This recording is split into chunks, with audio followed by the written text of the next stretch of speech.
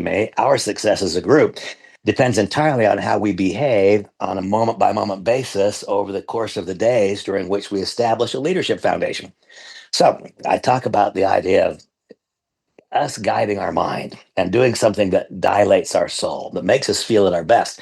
And so in the next 3 minutes, I'm going to do something that I know will dilate my soul, and I'm going to let you participate. And I hope that it'll do the same for you.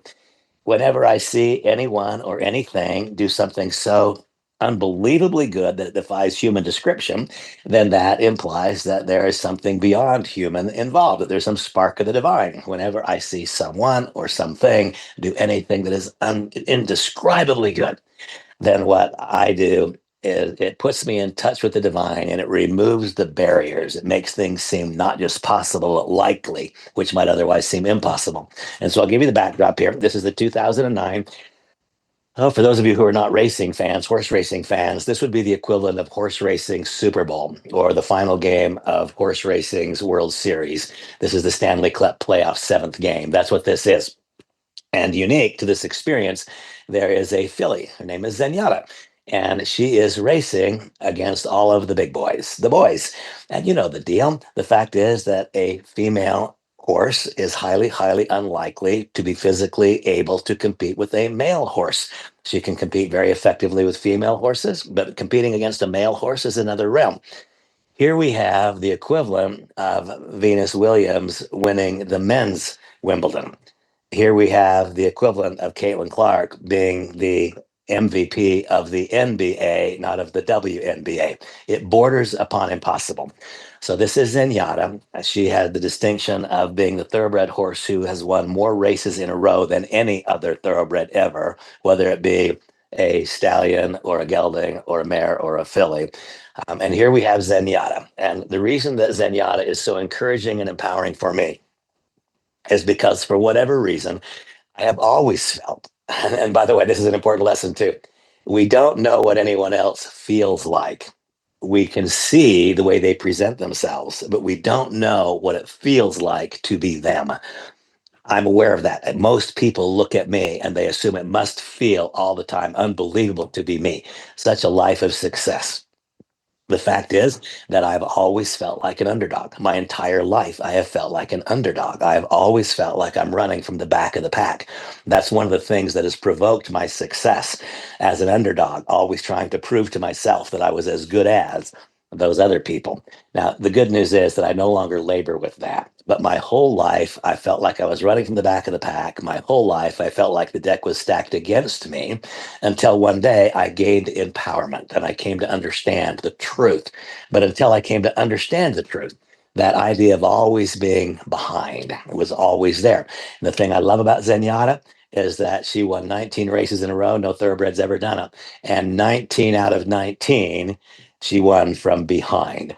And here, though she is a very famous thoroughbred by this time, she is a female horse. She is a filly racing against stallions. Therefore, she is the underdog. And so let's spend 3 minutes and watch Zenyatta do something that is literally impossible. And that will remove any barriers from me, at least. I'll be able to now see things as likely, which I might otherwise have seen as unlikely, as possible, which I might otherwise have seen as impossible, and easy if I might have thought them hard. Let's watch Zenyatta. $5 million on the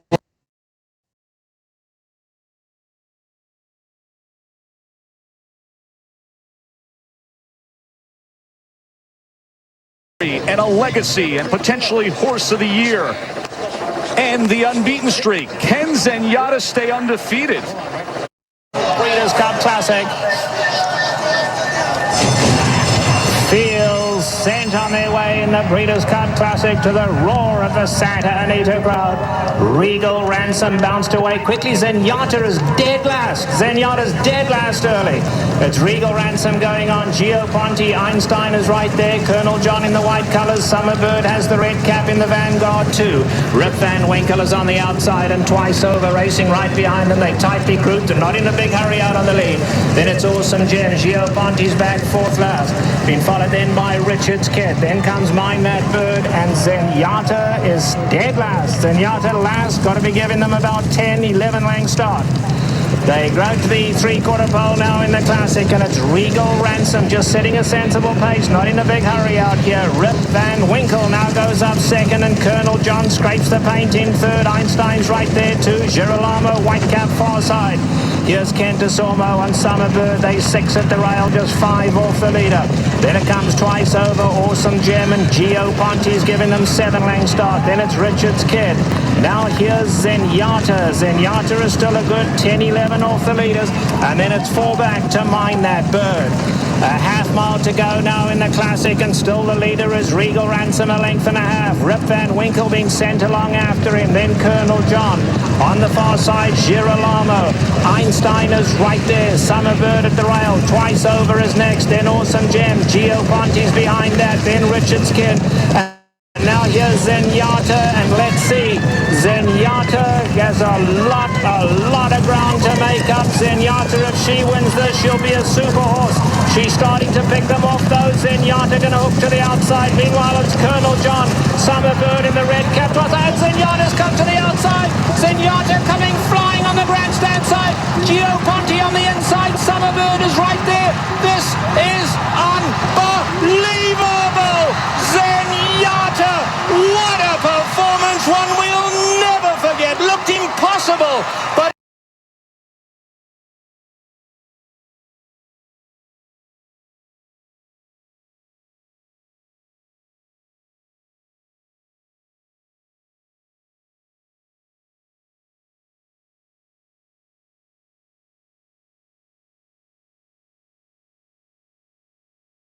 My microphone's not on. I'm sorry.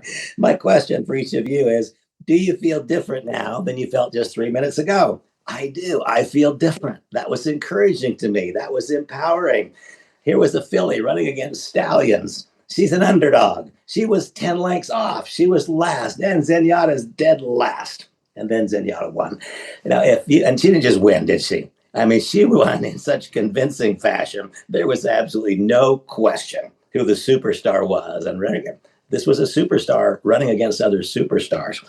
My question for you is this. Do you allow any ice that may have built up on your wings in times past? Do you allow some past lack of success or failure? Do you allow some mistake made in the past?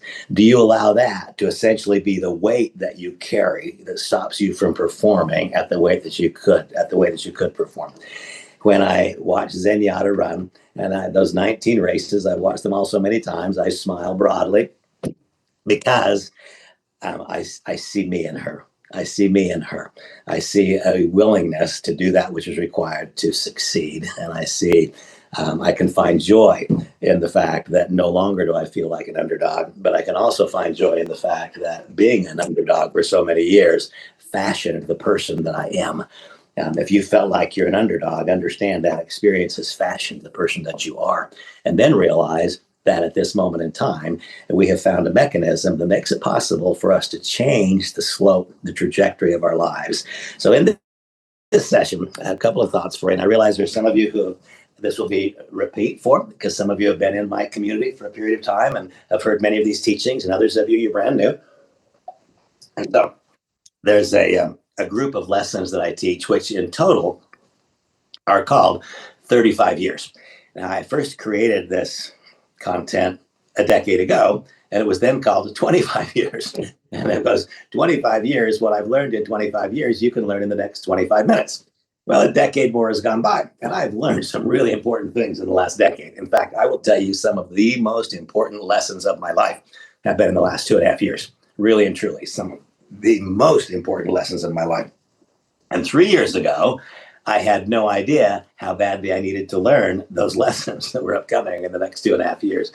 And I am grateful for having learned the lessons, but I'm also grateful that that learning is now in the past so that I can act upon those lessons. Well, in the 35 years, what I've learned in 35 years, you can learn in 35 minutes. I'm not quite sure that we'll get through them all because it's been another decade, and so we'll do a part of them. And the first thing that I would like to ask each of you is this. Where do you find yourself on the face of the clock dial? Where are you on the face of the clock dial? And you might say, Randy, what in the world does that mean? Well, I'll draw it for you. Imagine this. Imagine A clock dial. And of course, here is 12, and here is 3, and here is 6, and here is 9. And so here we have the face of a clock dial. High noon is when last year was the best year of your life in every single way. Relationships were at an all time high, finances were at an all time high, personal feeling of self worth at an all time high, your spiritual life at an all time high. And probably maybe we've never had all of those things be at an all time high all at once. But when the preponderance is very, very good, high noon is when last year was just about as good as it can get. Now, high noon is an interesting place because people who are at high noon are very seldom looking for change. Why should they? They're at high noon. Last year was the best year of their life. Next year looks better still. Why should they change? Well, they should change or become willing to change because my experience has shown that the hands on the clock dial never stand still. Never. They are always moving. And if they are moving with the natural flow, they will periodically move into areas that we do not want to be. The hands on the clock dial are always moving. If we don't take specific actions, they will rotate into places we would like to avoid. The hands on the clock dial can be turned backwards, they can be frozen, but it takes knowledge, it takes willingness, and it then takes skill. Knowledge, willingness, and skill can freeze the hands on the clock dial. And when one comes to understand the importance of that, then one, I hope, will choose to gather the knowledge and develop the skill. So high noon was when last year was the best year ever.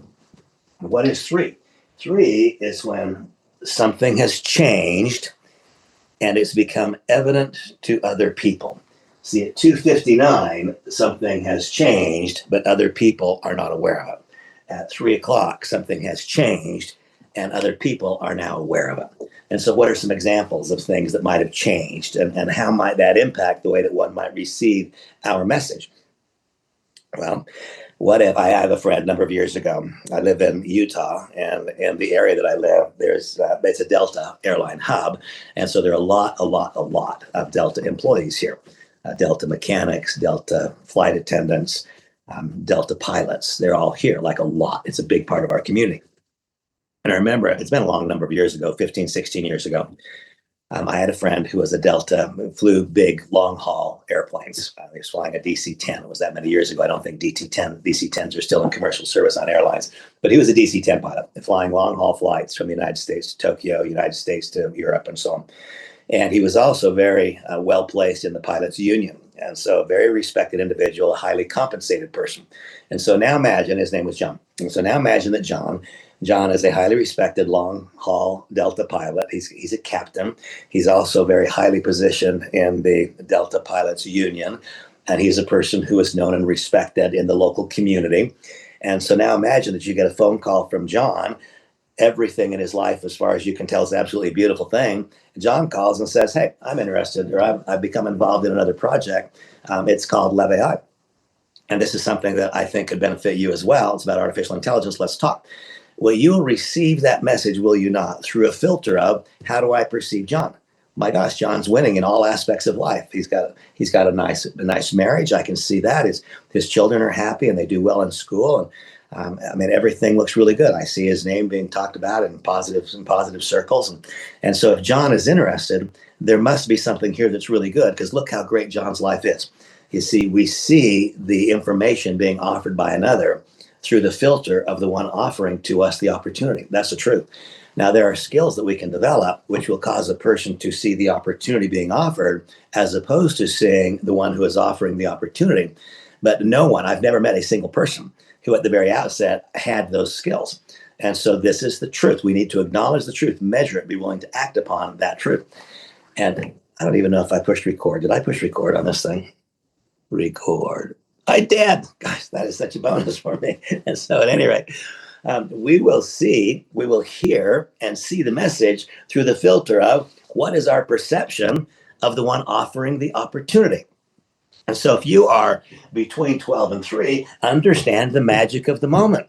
People will see Leve AI through the filter of your success, and that will give them a different perception of Leve AI. Now, that's what it's like between noon and 2:59. At 2:59, We then have this very, very short window. And you say, well, why would it be moving from here to here? Remember I said that John was a part of the Delta Pilots Union and was highly placed. And so John knew a few months back, John knew back here that contract negotiations were not going very well. And in fact, John knew that there were going to be something more than 10,000 Delta pilots laid off, and that there were going to be many, many, many thousands of flight attendants laid off. And so, you see, to the world, John still looked like high noon. Nothing had changed, nothing was visible. That's the way it was between noon and 2:59. As the negotiations continued to get worse and worse and worse, it wasn't going well, it wasn't going well. John knew it, other people didn't know it. Suddenly, it turned 3 o'clock. How did it turn 3 o'clock? The newspaper said Delta's laying off 10,000 pilots. And just like that, didn't it change now when John makes a contact and says to someone in his circle of influence, I'm interested in another project. It's called LevAI. Is it or is it not true that there'll be many people who say, John is not calling me because he decided about LevAI. John is calling me because he might get laid off. John is calling me because the Delta Pilots Union is in trouble right now. You see, the way that one receives the message is completely changed, isn't it? If one is contacting us at 3, something bad has happened and it's become evident to other people. You see, if something happens and only we know, then our candidate will see the message we offer through the filter of, wow, he or she has got it all going on. Suddenly, it stops being 2:59 and it starts being 3. It starts being 3 in a variety of ways. In that case, it was a major layoff by Delta, which is going to impact John specifically. Other examples of what can cause it to go from high noon to 3 is it always looked like things were going pretty well in that relationship, and suddenly there's a divorce. And with divorces comes all kinds of financial travail and hardship. And so now maybe John or John's wife is calling me, not because of a profound opportunity for me, but because they've suddenly got a challenge of their own they need to address. And so won't I respond differently if I perceive that you're calling me to help overcome your problem versus they're calling me through a filter of success? John's got it all going on. This is clearly good, or he wouldn't be doing it. He's got everything happening. He's doing it anyway. There's value here for me. You see, if you happen to be between noon and 2:59, understand 2 things. Understand, number one, that this makes your moment of opportunity critically important because people will act upon your positive influence and the perception they have of you. They'll act upon that, not really the AI opportunity. They're acting upon their perception of you. Now, 2:59 comes, and suddenly that perception changes. Now one has to have very different skills, don't they? Very different skills. Now one has to know how to invite. Because if we don't know how to invite, then our candidate will almost without question focus not on the opportunity being offered, but focus instead on the results or personal situation of the one offering the opportunity. That's an inevitable truth. Now, we can work and work and work to develop the skill of what? Mastering the art of the invitation. That will give us a better chance to have the candidate see the opportunity being offered as opposed to seeing the results or the current circumstance of the one offering the opportunity. But there's absolutely nothing that we can do to make it as easy after 3 as it was right before 3. And so if you happen to be one of the fortunate few that are in here, leverage it. Act upon it. Don't take it for granted. Don't think it will always be that way. Why? Because the hands on the clock dial never stand still. Sometimes we can see the movement of the clock dial of the hands, and sometimes we can't. Remember about 5 years ago, life was just moving on pretty well. Everything was okay. And then suddenly COVID reared its ugly head. And isn't it true that in a matter of literally weeks, an entire population, or at least that segment of the population who was living between noon and 3, 65, 70% of them almost instantly went from between noon and 3 to between 3 and 6. You see, sometimes we can see the slow, steady movement of the hand on the clock dial, and we can recognize it's going the wrong direction. We can take action to try to freeze it and turn it back around. Sometimes we don't have any advance notice. Sometimes from out of the blue comes something that causes the hands on the clock dial to skip forward 3 or 4 or 5 notches on that clock. If you're between 12 and 3, understand the hands on the clock dial never stand still. They are always moving. Sometimes they're moving quickly. Sometimes they're moving slowly. Sometimes they're moving back in the direction we want them to move. Sometimes they're moving against us. I will tell you this, just look at my finger. Is it easier for something to move downhill, or is it easier for something to move uphill? A lot easier for it to move downhill, isn't it? Once the hands on the clock dial start moving the wrong direction, it takes something very, very powerful and profound to freeze them, and something very powerful and profound to turn it back. Now, we'll only know in the future. I don't know right now. I believe that I've learned how to live my life between 12 and 3. I believe that. We'll find out in the future. Over the course of my life, I've raced around that clock dial more than once. Some lessons are hard to learn. The first time I raced around the clock dial, I didn't learn the lessons that I should have, and I went around the clock dial again. Well, high noon is when everything's great, and the future looks better still. If that's you, wake up, hedge yourself. The hands on the clock dial will move, and they might move suddenly in a day because of some anticipated event. And they might move slowly and you can see it. The moving slowly and you can see it is not necessarily any easier to address than when they move fast. Why? Because, the old story, you can turn the heat up on the frog in the pot at a degree at a time, at a degree at a time, at a degree at a time. It is so easy to get complacent as those hands are moving in the wrong direction. What is between 3 and 6? Well, 3 o'clock, something went wrong, and it's become evident to other people. And by the way, talk about it in my own life. It wasn't all that long ago. It feels like yesterday that I was an employee at Merrill Lynch. That goes clear back to 1983, 84, 85. So it's a really long time ago. And I'm just very upfront about my life's experiences. There's no shame in them. I've had some great experiences and I've had some bad ones. Part of it is that I was literally crippled in drugs and alcohol for a long time. And I've been clean and sober now for many years, and I remain actively involved in a program of recovery, and I'm no longer burdened by addiction. In fact, I'm benefited by the fact that I have recovered from that and stay actively involved in a program of recovery. But nevertheless, I remember in 1984, I guess it was, I was buried in cocaine, and I was a senior vice president at Merrill Lynch, and I, in fact, mismanaged client accounts while impaired. That is what happened. And then there's no denying that's happened. And clients lost money as a result of that. And so very correctly, I was fired by Merrill Lynch. And not only was I fired by Merrill Lynch, but I at that time got a lifetime suspension from the New York Stock Exchange. So what I did for a living on Friday, I could not do on Monday.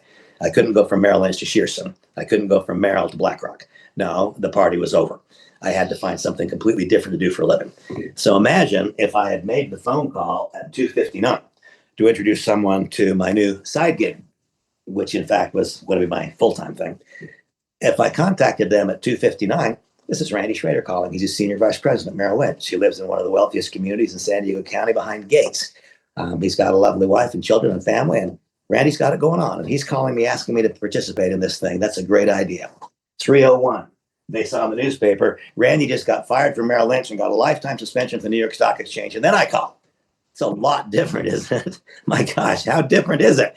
And so it is really, really important that one identify where we are on the face of the clock dial, and then having candidly appraised where we are, then make a plan to assure that if we're not between 12 and 3, that we get there in the shortest possible time. And that if we are between 12 and 3, we gather the knowledge and develop the skills to make sure that we never fall outside of that envelope. And that if we are somehow heading in the wrong direction, that we cauterize the wound right now. I mean, now, in this session, cauterize the wound. Well, what is 3 o'clock? Something's gone wrong. It's become evident to other people. And this is my experience, my personal experience and my observation of other people's experience. When things start going wrong, that is the very moment when we should be the most resolute. That is the moment when we should have the greatest amount of energy. That is the moment when we should simply be undeniable in our pursuit of corrective behaviors. That's what we should do. You know what almost everybody does? They go into the fetal position wrapped in fear and shame from whatever has caused us to slip from 12 to 3 to 3 to 6. And so we spend, instead of investing the days as the hands on the clock dial move closer and closer to 6. And what is 6? 6 is when at 3 o'clock, something changed, situation changed, but we didn't change to correctly address the situation. If something changes and the direction is wrong, and we've fallen out of the window between 12 and 3, If something changed and we don't change to address that something, we will very shortly. I mean, it can happen so fast. It might have taken 3 years to go from 12 to 3. You can go from 3 to 6 in 3 months or in 3 days, it seems like. And what is that? 6 o'clock is when something changed. We didn't respond appropriately to it. We got frozen in fear. And surprise, surprise, the inactivity, which came from the fear or the improper decision making provoked by the fear, resulted in things getting worse. And now it is not just that people find out that Randy got fired and got a lifetime suspension from the New York Stock Exchange, but now they're saying that I'm separated from my wife. We have financial travail that is tearing our family apart. They see that my home is listed for sale. They see that I'm no longer driving a Lamborghini, that I'm now driving a 1976 Pinto or whatever it is. And this is the truth, folks. I would like to say that I am a deep believer in the goodness of all humanity. I'm a deep believer in the goodness of some humanity. I'm also a deep believer in the absolute cruelty of some humanity. I mean, the absolute cruelty. I would like to tell you that my experience is that when things go wrong, that the world is full of people there saying, hey, come on, let me help you. Let me help you get out of that situation. And I'm sorry that that happened to you and your family. And I'd like to help you correct it. Let's go forward. I didn't get those phone calls. It's not the ones that I got. What I got instead were, I told you that guy was no good. I knew this wasn't going to work. Is it when things start to go against you? I'd like to tell you the world is going to reach out a helping hand to you.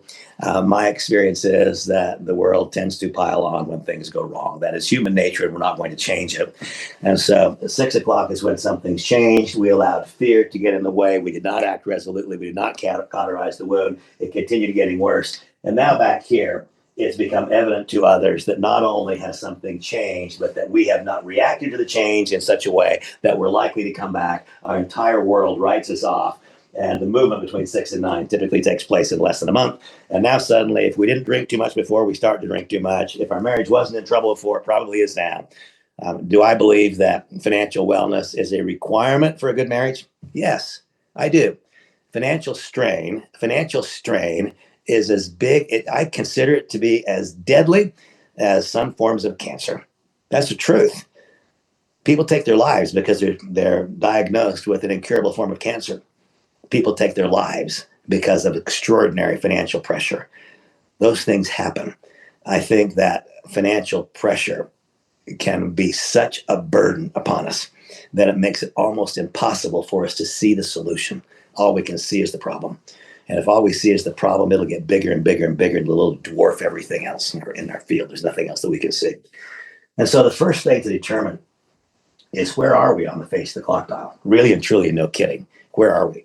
Back here, total chaos. Back here, if we were wise, we sold our home. Up here, if we weren't wise enough, we've lost our home. That's what it looks like. Now, once again, I'd like to tell you that I've only been around the clock dial once and I learned my lesson. That's not true. I've been around that clock dial twice, all the way around, and 3/4 of the way around the third time. Now, I believe today, and we'll only know looking back, but I believe that I've learned how to live between 12 and 3. I believe that I've learned that when the cash flow stops, that you cut expenses. I mean, those are such simple things, but I didn't know them the first time around the block. I believe that I have learned that the hands of the clock dial don't stand still, and that though I might not be aware of their movement, they are moving. And I need to be completely conscious of the fact of the never-ending movement of the clock dial's hands, and make sure that I am in here, risk averse to the point that I don't take the kind of risks that move me down here. I can't be completely risk averse, or that behavior will also move me down here, because we have to continue generating income, the vast majority of us. At any rate, my question for each of you is this: where are you on the face of the clock dial? Having quantified where you are on the face of the clock dial, what are you willing to do about it? It takes something almost unbelievable to freeze the hands on the face of the clock dial and in short order turn them around. Almost unbelievable. And so where do we find ourselves right now? We find ourselves right now in a moment in time where the global adoption of artificial intelligence is an absolute mandate. It's not like that. No, it is happening. It can't be stopped. You can't stop it. I can't stop it. The global adoption of artificial intelligence is a mandate which has begun. And when I said it takes something profound to freeze the hands on the face of the clock dial, to turn around and make them go forward, This is profound. This is one of those moments. How do you know it's one of those moments? Because when a message is so remarkable, when the message is so remarkable that the eyes of the observer are drawn to the message, as opposed to being drawn to the personal circumstance of the one delivering the message. And don't underestimate the importance of this. Why is it that the exact same message delivered by person A is received differently than when delivered by person B, if it's the same message? It is because the message has not been so profound that it would cause the candidate to see, in fact, the opportunity being offered, as opposed to having their eyes drawn to the results of the one offering the opportunity or the personal circumstance of the one offering the opportunity. So when one comes to understand where he or she is on the face of the clock dial, when one comes to understand that if the hands are moving against us, it will take something remarkable to stop it, not something casual. It'll take something remarkable. And we have to act with energy. We have to act decisively. We have to act with certainty. And we have to act with a high degree of intensity to stop the hands of the clock. And even if we are acting that way, if we don't have a message that would draw the eyes of the observer to the message, so powerful and profound that the results of the one offering the opportunity are obscured. They don't matter at all, or they scarcely matter. This is a magic moment for all of you who are between 3 and 6, and maybe between 6 and 9. This is a moment in time where the global adoption of AI is so profound that it has the ability, it's not automatic, but the possibility is there. If one learns how to properly deliver an invitation, the opportunity exists, no matter where you are on the face of the clock dial, to have the candidate's eyes see the opportunity being offered as opposed to seeing the results of the one offering the opportunity. Do not let this brief moment in time, it's brief. Is it a year? I don't know. Is it 2 years? I doubt it.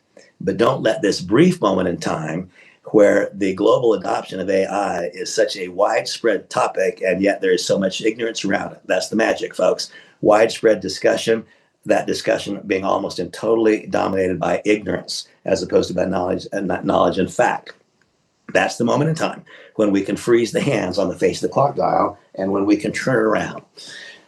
In some instances, if we allow the hands to slip closer and closer to 6, there's not a darn thing you can do to stop it from playing its miserable way out. Right now, if you find the hands on the clock dial inching towards 6, you have found a mechanism that is powerful enough to freeze the hands on the clock dial and turn them around. And I had a call not very long ago with one of my good friends in this business. And we're close enough friends that he shares with me his life circumstance. I know what it is. I will tell you that 150 days ago, in fact, I would say 70 days ago, that friend knew very well that he was somewhere between 5 and 6. That's where he was. And the hands on the clock dial are moving in the wrong direction. That's where he was. But then he found Levi. And having found Levi, he didn't just find it, but he acted upon it with unbelievable energy. I mean, I am so very impressed. I've seen so many people get completely frozen in fear. He didn't freeze himself in fear. He instead assessed the situation, made a decision about what he was going to do about it. And that individual who was between 5:30 and 6 o'clock, not very many weeks ago, now has more than 20,000 people in his organization in Levi. And he doesn't just have 20,000 people. That's enrollment tree volume. And he has not just one major leg. He has at least 3 major initiatives going on. You see, what he did was he was willing to identify where he was on the clock dial, not get stuck in denial of that fact, and not become a victim of, oh my gosh, this went wrong and that went wrong. No, to simply quantify that which is measured can be improved, to set all emotion aside. Where am I on the face of the clock dial? No recriminations about what got me there. No looking back and beating myself up about what are the decisions that I made or did not make, which resulted in. No, a simple, pragmatic appraisal. Where am I on the face of the clock dial? No kidding, where am I? Now, based upon that knowledge, what am I willing to do about it? And what he was willing to do about it was pull out the stops and work more hours than a person can work and not be the tiniest bit concerned about who said no. He was only concerned about who said yes. And a guy who was at 5:30 or 5:45 on the clock dial, he'll be back between 3 and 12 by the time 30 more days goes by. And he'll have his largest annual income in his life in 2026. He froze the hands on the clock dial and got them back between 12 and 3 in a matter of 5 weeks because he found an opportunity so profound that that became possible. Folks, I hope very much that if you find in fact, no matter where you're on the on the clock dial, this is a moment in time where you can freeze it and you can get it going the direction you want it to go. Please do. And so that's the first lesson that I learned. 35 years. What I've learned in 35 years, you can learn in 35 minutes. The first lesson is to understand where I am on the face of the clock dial, to understand that the hands never stand still, that if I want to freeze them and move them backwards, I've got to find a project of incredible importance, and I've then got to pull out the stops. I can't be lackadaisical. I can't be so-so. I have got to get after it. Where are you on the face of the clock dial, and what are you prepared to do about it? I ask myself that question all the time, and I'm happy that I've got this knowledge and the willingness to act, and I hope you do too. A second part of this discussion, I should look and see what time it is here so I don't keep you guys too long. I know these particular topics and concepts make me really excited, so I know that I can get a little bit lengthy in my discussion. The second section of this group of lessons entitled 35 Years is the vehicle. And I've hinted about this vehicle in the various business presentations. And those of you who have been part of the various leadership trainings have heard me discuss the vehicle. But now I'm going to do it one more time so that everybody understands. And when I say one more time, I'll probably do it more than that. So I used to call this keys to the creation of wealth. And then I discovered that creating a large income is not the same as creating wealth. Making money and having money are not the same thing. Having money and creating wealth are not the same thing. And so there's a different bank of knowledge and a different set of disciplines that have to be developed. If we start making more money, that's a good thing. That does not mean by definition we'll create wealth unless we gather other knowledge. I'm not going to talk about this now in terms of wealth creation. I'm going to talk about this in simply these are the things that we would need to do to generate a large income in the shortest possible period of time without ever engaging in any behavior that is absent of complete, total, absolute, rigorous honesty and transparency, right? I won't teach you how to make more money more quickly that would result in any violation of integrity. That's not me. And I think you know that, but I have to say it because I'm not going to teach you whatever you have to do to make money. No, whatever we can do that is fundamentally correct, morally right, that will benefit other people and that will help us make money. Those are things we should do with real energy. And so the first key is this. This, obviously, we can all see it. This is a vehicle. And so the first key to the creation of a large income in a short period of time is to find and occupy a vehicle that is going the direction that you want to go. You know, it's a complete fascination for me that I interact with people very frequently who are involved in companies, businesses, enterprises, industries that are going backwards. And they try to convince me they're going to go forwards. Well, no, you're not. If the company you're in, if the industry you're in is going backwards, do not think you're going to go forward. You take the strongest Olympic swimmer in the world. They can jump in a river and swim upstream for a little while, but pretty soon they're going to become exhausted and they're going to go the direction of the flow, and so are you. And so the first key is to find a vehicle going the direction you want to go. Sounds so obvious, and yet that basic principle is violated daily by millions of people. Second, find a vehicle that is moving the speed at which you would like to grow. So this morning, I went down to the store because I wanted to buy some sparkling water. And so as I went down to the store, I knew that we'd be having this conversation later today. And so I glanced at my speedometer to see how fast my vehicle was going. First, my vehicle was going the direction I wanted it to go. It was heading towards the store. Second, I glanced down at my speedometer to see how fast the vehicle was going. And it said that I was going 45 miles per hour as I headed from our home down towards that store. So if the vehicle was going 45, how fast was I going, folks? I was going 45. I meet people every day. They're in vehicles that are going slow, and they tell me they're going to go fast. No, you're not. Defies the laws of nature. You can go from the back of the bus to the front of the bus, but you'll still be in the same bus. You cannot outperform the vehicle for long. You can get involved as a newcomer. You can race to the front of the bus, but you're still in the same bus, and you're going to be marginalized to the speed of the vehicle. So number one, find a vehicle going the direction you want to go. And number two, find a vehicle moving the speed at which you would like to grow. So I looked at my speedometer. How fast was my vehicle going? 45. If my vehicle was going 45, how fast was I going? I was going 45. Do not try to convince yourself, and do not be convinced by another that you will go fast in a vehicle that goes slow, because you will not. You'll be marginalized to the speed of the vehicle. Number one, find a vehicle moving the direction you'd like to go. Number two, find that kind of a vehicle moving the speed at which you would like to grow, or the speed at which you must grow. Number three, find that kind of a vehicle that is much closer to its origin than it is to its destination. Because literally every day that the vehicle moves down the line from the point of origin to its ultimate destination, that means by definition that some part of the opportunity has been harvested by another. That is the truth. So find a vehicle going the direction you want to go, find a vehicle moving the speed at which you would like to grow, and find a vehicle that is closer, much closer to its origin than destination. So, for example, I am a believer in Apple stock. I use Apple devices. I think it's a brilliantly run company. I like their technology. And so we use their products and I buy their stock. Well, today, Apple has $1 trillion market cap. $1 trillion. That's the enterprise value. Do you suppose the company has already grown more, or will it have more growth in the future on a percentage basis? Folks, it could never, ever in the future have the same percentage growth that it's exhibited in the past. It's already a $1 trillion market cap. Way more of its growth is behind it than in front of it. Years ago, I bought Apple stock to have a great big financial gain. Today, I buy Apple stock for stability and modest capital appreciation and a tiny dividend. You see, the further that any vehicle moves away, it's not just direct selling, the further any vehicle moves away from its point of origin, the less opportunity there is. It doesn't mean that it's bad out here. It means it's different.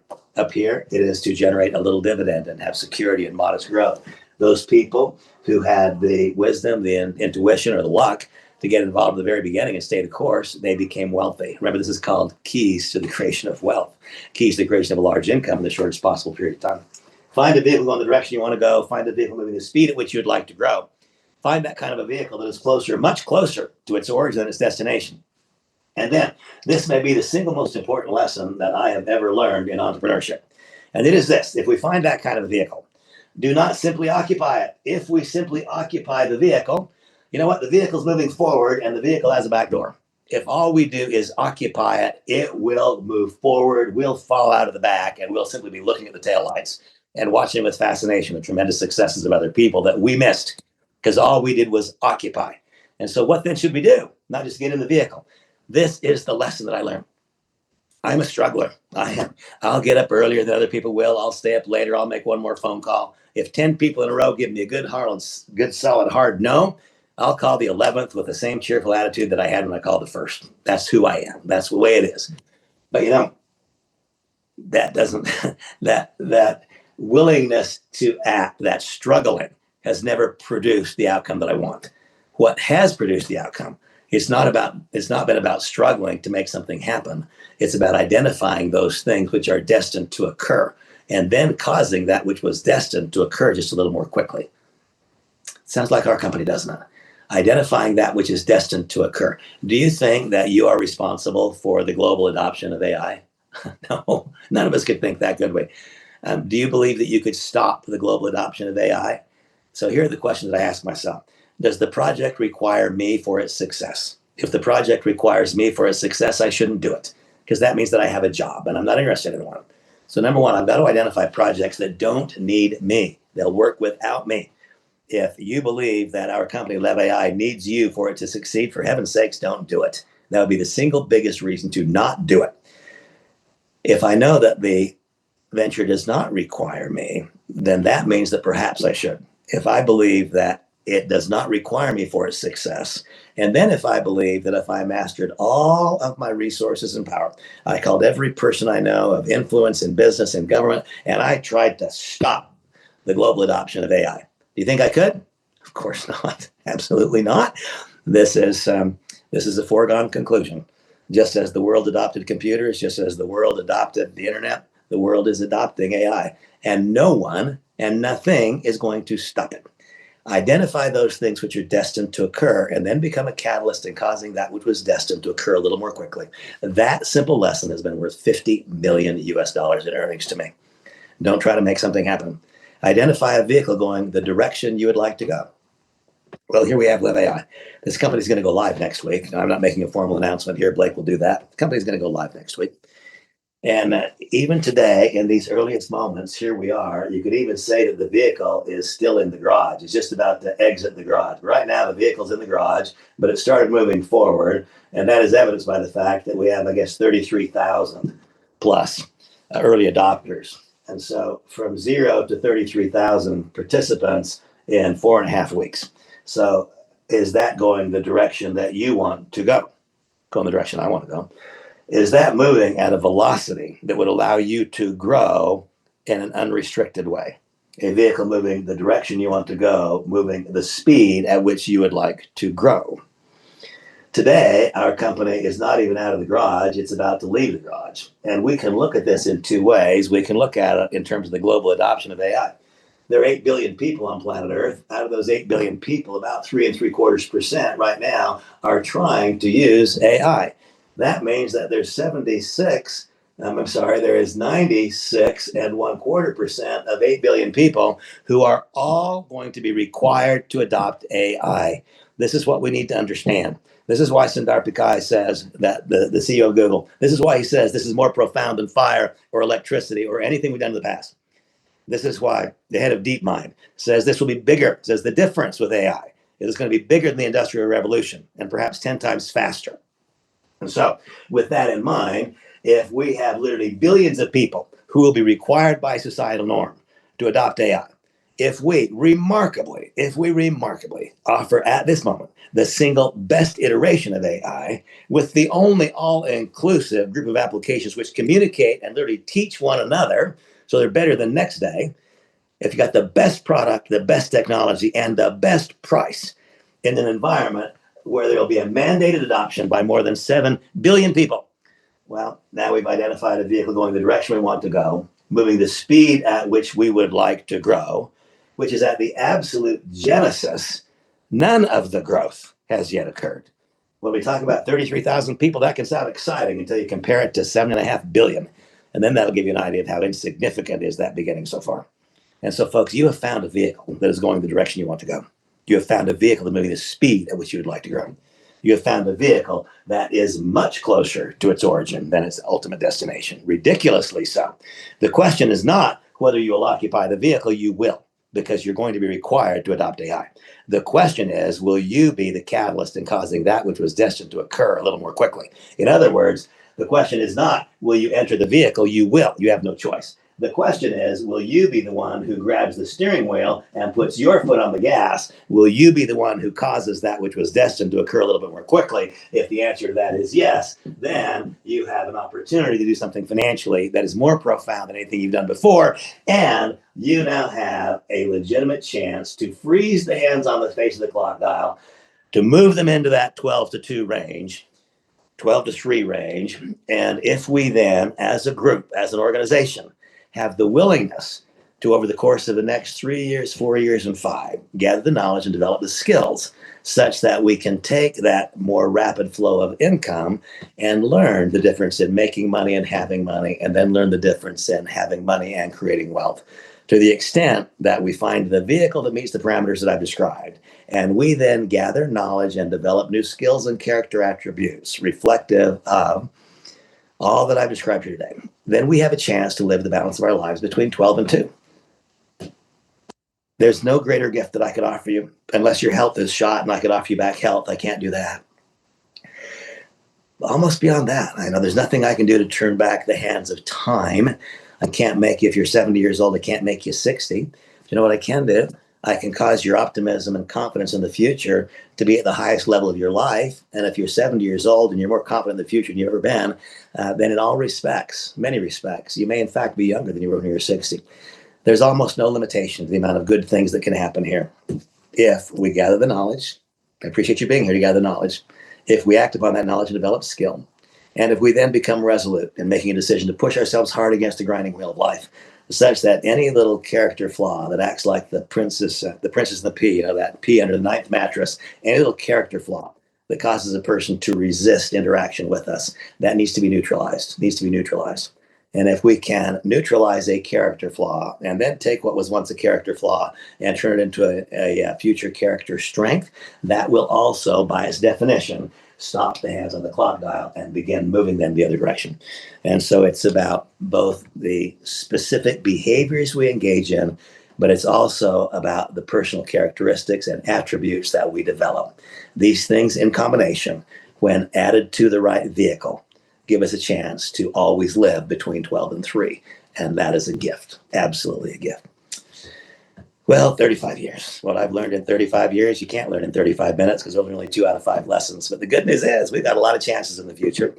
Samantha and I and our small boy Bosco are going to go down to Salt Lake City and go to the Harry Potter exhibition, the Harry Potter experience. That's going to be fun. And while I'm away, I'm going to be periodically glancing at my phone, and I'm going to be seeing registration. As I glance at each one, I'm going to experience one of the great emotions. That emotion is hope. I'm going to have hope for those people, that they see here what I see, and that they're in a position in their lives where they can act upon it with the right kind of energy so they fully harvest the value of this moment. Folks, my time is spent with you. I want you to know I appreciate you. I want you to know that whether or not you believe you can, I know you can. How you say that, Randy? Because I know this. I know that a kind and loving God, for his purposes unknown to us, chose to grant you with the talents required to succeed. It's true. Your talents are different than mine, but they're more than adequate to succeed. That's the good news. The bad news is that talent makes no money. The question is, are each of us willing to work and work and work and work, pushing ourselves against that grinding wheel of life as I've described it, such that we learn, grow, develop, and become a little bit more. To the extent that that is our reality, there is literally no limitation on what we can do. God gave you the talent if you're willing to work to turn those talents into skills or to become beneficial to others, and then allow your success to become a side effect of theirs. If you're willing to subordinate your success to the successes of other people, then there is literally no limitation to what can be accomplished. My time is spent. Down to Harry Potter we go. You're the best. I'll see you along the way. Bye-bye. By the way, again, tonight, Aaron Barley will conduct a business presentation. That will happen at 9 o'clock Eastern. It will be exceptional. Don't miss it. Be there. Bring some qualified candidates. You know, we could double our membership size today if each one of us put one candidate on tonight's presentation. We could literally double the size of our company today. You can double the size of your organization. If each person in your organization has one candidate on tonight, they're going to enroll. See you along the way. Appreciate you. Bye-bye.